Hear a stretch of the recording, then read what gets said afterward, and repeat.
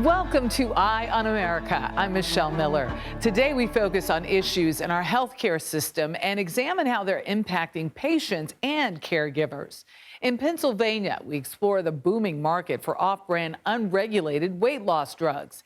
And in California, we speak with a social media influencer who's documenting her experience as part of a growing generation of unpaid family caregivers. But we begin in New York, one of the 24 states in the nation where recreational marijuana use is legal, and one of many places in the country where daily weed users now outnumber daily drinkers. Nikki Batiste explains why this trend is largely being driven by Gen Z. Behind this cloud of marijuana smoke is a new kind of office for Gen Zers. Here, we smoke because it enhances our work. That's our secret sauce. Work and Roll is a shared workspace in New York City where, for as little as $15, you can toke while you type. This downtown loft space is capitalizing on a trend among today's young workers. Forget after-work happy hour at a favorite watering hole. Weed is the new way to go. I think this is like the mecca of the cannabis industry. Matthew Everett, Golda Moldovsky, and Ellis Sudak, all in their mid-20s, are like the 69% of people their age who say they prefer marijuana to alcohol, according to a cannabis research firm. I transitioned over into cannabis because I saw that there's limitless possibilities with the flavors, and I found, like, hey, I don't have a hangover the next day, too. Were any of you big alcohol drinkers? I was, yeah. Marijuana sales among Gen Z women in particular have more than doubled since the pandemic lockdown in 2020. At Work and Roll, alcohol is prohibited, but it's perfectly fine to bring your own cannabis or even have it delivered. Cannabis to your door. Cannabis to your door. No stigma, no criminality, no problem. It's alarming. The alarm, says addiction psychiatrist Colin Reeve, comes from the scientific evidence. One recent study associates schizophrenia with excessive cannabis use among some young people, especially young men, at an age when their brains are still maturing. Legalized age for cannabis should be around 33 years old, when people are outside the window of developing schizophrenia and bipolar disorder and a lot of other things. Or most certainly it should be after 26, once the prefrontal cortex is done developing. Do patients come in and say, I'm smoking pot because it's better for me than alcohol? Yeah, and people come in and they tell me, hey, cannabis is healthy, right? I can use it. Or people say, hey, cannabis is used for pain. Doesn't mean it's healthy. It means it's being used as a medicine by those people. It's still a drug.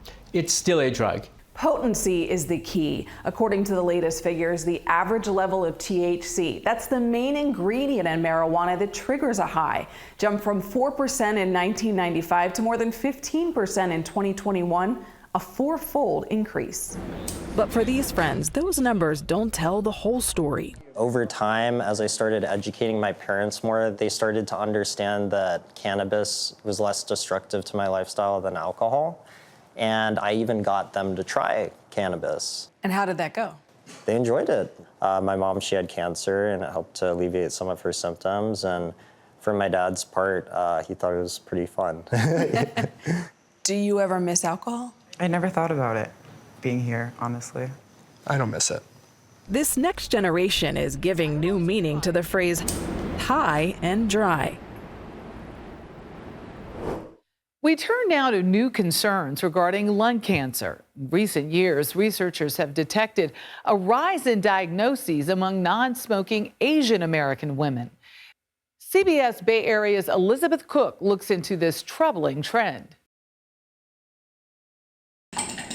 For 5 years, Vicki Nee has been battling lung cancer, a diagnosis that came out of the blue after she went to a doctor for pain in her shoulder. He was taking x-rays of my neck, and it was only by chance that the bottom corner of the x-ray showed a raised diaphragm. What were you thinking when they said you have lung cancer? I was stunned beyond words.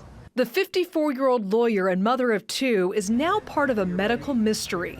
Lung cancer in non-smoking adult Asian Americans had been rising an average of 2% a year for more than a decade before Nee received her diagnosis. I assumed that I would get chemo and beat it. It was only later when I met with an oncologist that I learned that I was stage 4 and therefore incurable. A study by leading California medical centers found that 57% of Asian women diagnosed with lung cancer are non-smokers. For all others, only 15% of the women diagnosed had no history of smoking. You didn't grow up in an area that there was a lot of air pollution? No. You weren't exposed to any cancer-causing chemicals? Not to my knowledge. And as a non-smoker, she wasn't eligible to be screened for lung cancer. Currently, screening guidelines drive what's covered under insurance. Scarlett Gomez and Iona Chang, epidemiologists at the University of California, San Francisco, were awarded a nearly $12.5 million grant from the National Cancer Institute. So some of the factors we're looking at include certainly exposure to secondhand smoke. High exposure to cooking oil fumes is an established risk factor. And why Asian American women specifically? Why not Asian men? Is there a hormonal component to this? There is some suggestion based on cellular studies just in the past year showing that a particular genetic mutation may predispose people to being more vulnerable to levels of air pollution. At the heart of the mystery is the fact that we are all breathing the same air. But why are women like Vicky Nee getting sick while others are not? We always wondered, is there something that we can do to diagnose them earlier? At New York University's Perlmutter Cancer Center, Dr. Elaine Shum is randomly screening 1,000 Asian women for free. We are definitely going to need a much larger study to really provide the evidence to try to change the guidelines one day so that other populations can be offered low-dose CT scans by insurance companies. Detection that will come too late for Vicky Nee and her husband David to prevent advanced cancer. Like any cancer, it affects the whole family. I'm sorry. But could offer hope to spare other families that same pain. Coming up, we take you inside a new approach to treating postpartum depression. This is Eye on America.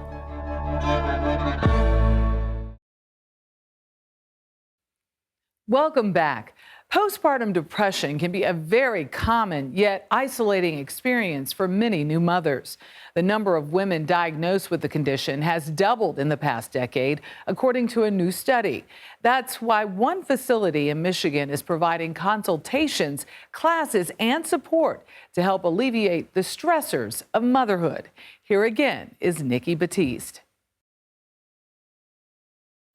It's a big jump going from 1 to 2, isn't it? It is. It is. For Catherine Schiefer, who gave birth to Owen 5 months ago, You taking good care of your mama? motherhood the second time around has felt drastically different.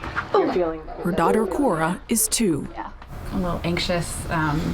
Did experience rage this morning. Like, that's, again, it's not something that feels comfortable for me. So scary. Yeah, scary. The 35-year-old lawyer was recently diagnosed with postpartum depression after her husband John encouraged her to get help. I had the thought, in the middle of the night, like, I don't want to be here. And when I say not be here, I mean on this earth. Like, it was suicidal thoughts. Yeah. I mean, I know my kids need me and I love them and I want to be here for them. So to have thoughts like that were alarming. It was alarming. Raw and powerful, Catherine's thoughts are shared by so many new mothers. Suicide is one of the leading causes of death in a woman's first year postpartum.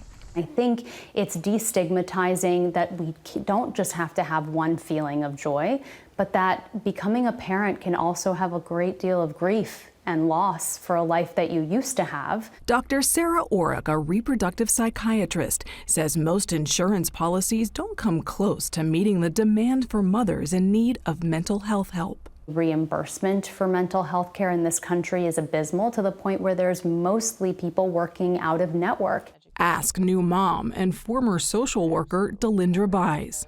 There's so many moms that could utilize so many different services, but they can't because they can't afford it. After she was diagnosed with postpartum depression, she wanted to come here. He loves the water. To Fourth Try Sanctuary outside Detroit, where doulas take care of babies so moms can shower or nap. But she couldn't afford it. The founders rely on donations to provide care for some women, like Delindra Buys, for free. It breaks my heart to hear him cry. Catherine comes here too, but she pays out of pocket, and it's pricey. Exhale, you're in charge. There are also yoga classes, lactation consultants, and mental health support groups, bringing a new dimension of postpartum care. It is much-needed relief for 32-year-old Delindra. She and her husband Eric turned to IVF after struggling with infertility.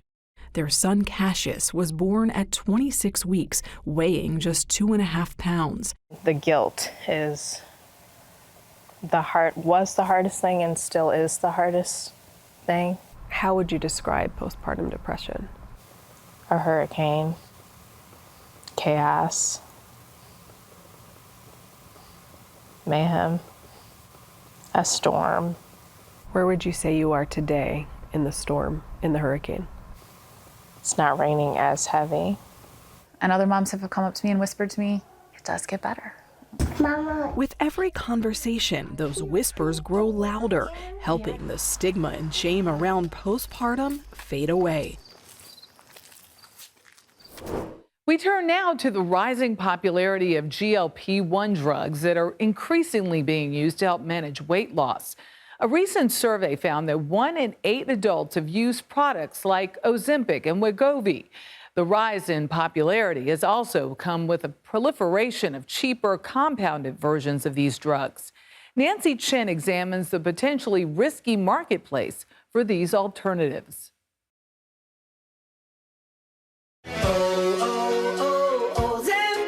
With Wegovy, I'm losing weight. They've become household names, commonly known as GLP-1 drugs. The weight loss medications Ozempic and Wegovy treat illnesses like diabetes and obesity. They do it by regulating insulin and reducing appetite. But there's not enough, according to the FDA. Demand has been so high that the administration added medicines with these appetite-suppressing ingredients to its shortage list this year. That means other companies, often specialized pharmacies, can make compounded drugs, essentially copycat versions with the same active ingredient. Come on, girls. Come with mommy. They've become a lifeline for many, including Jean Reddy, a 65-year-old retired teacher who has struggled with her weight for most of her life. How much were you thinking about your weight? All the time. That just gave me...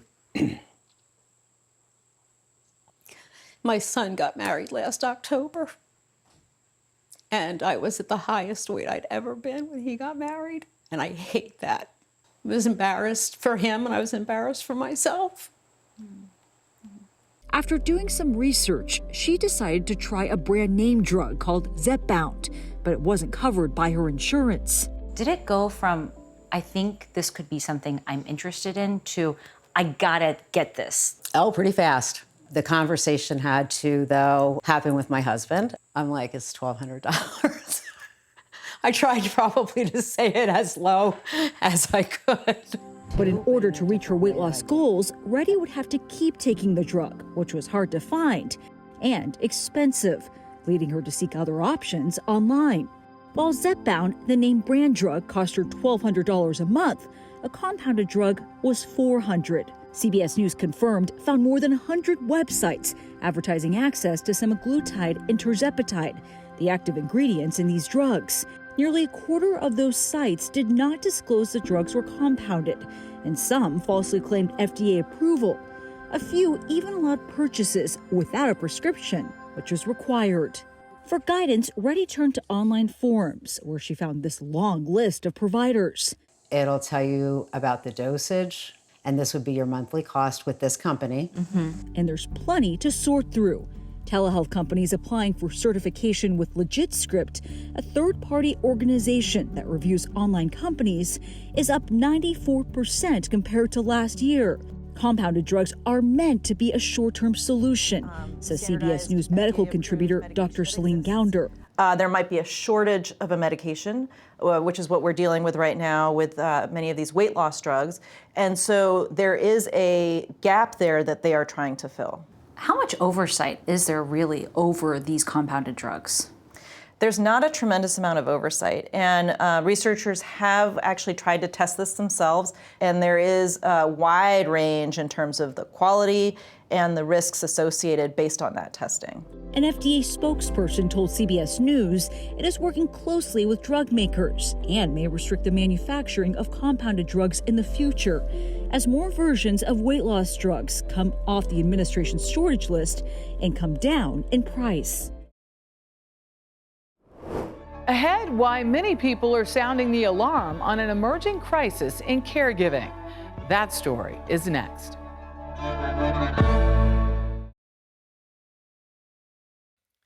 Welcome back. About 53 million Americans are serving as unpaid caregivers to their aging parents, many of whom are doing so while also raising their own children.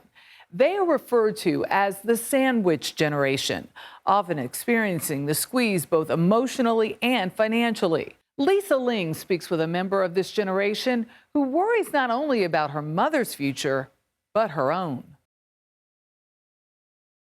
You ready? Social media influencer Ty Lewis didn't amass a large and loyal following from giving makeup and fashion tips. When Ty Lewis was feeling alone and in desperate need of community, she decided the only way to find it was to create it. So a couple of years ago, Ty Lewis started posting videos of her taking care of her mother with Alzheimer's on social media, and her Instagram page exploded. Mommy, say good morning. Good morning. How are you? Are you surprised by how many people are responding to your page? No.